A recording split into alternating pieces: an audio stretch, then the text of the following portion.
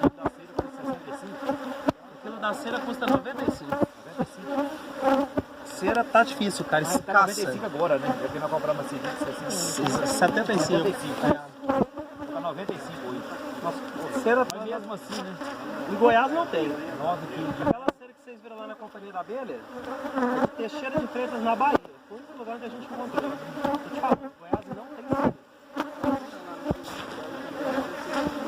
Não tá tendo também, né, cara? Isso quer dizer que o pessoal não tá produzindo assim. Não tá produzindo cera. Tô voltando as abelhas pra caixa, dona Lúcia.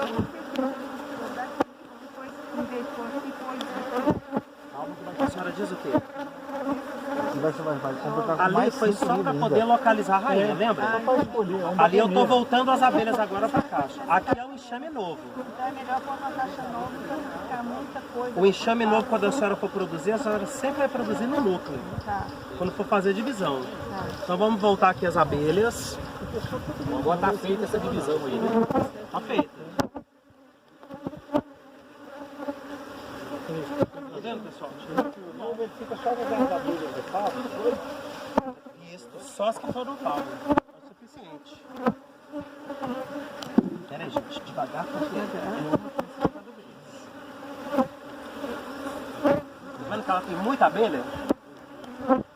Thiagão, pode tirar aquele monte pra ficar na destruidora, né? Pode tirar esse suporte aí também, isso pode organizar. Pra levar pra casa. Quem tá com a rainha?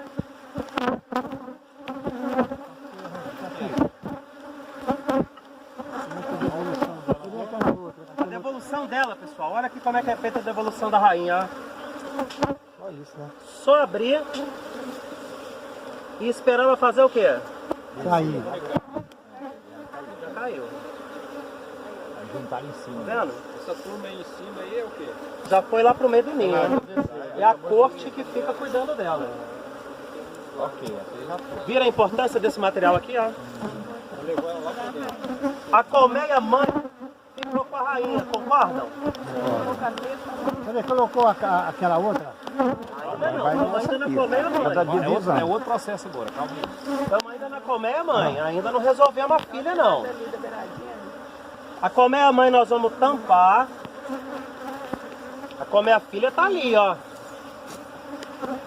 A colmeia mãe agora vai para um lugar novo do apiário. Sem resetar o GPS. Sem resetar o GPS. Porque a campeira vai voltar para a filha.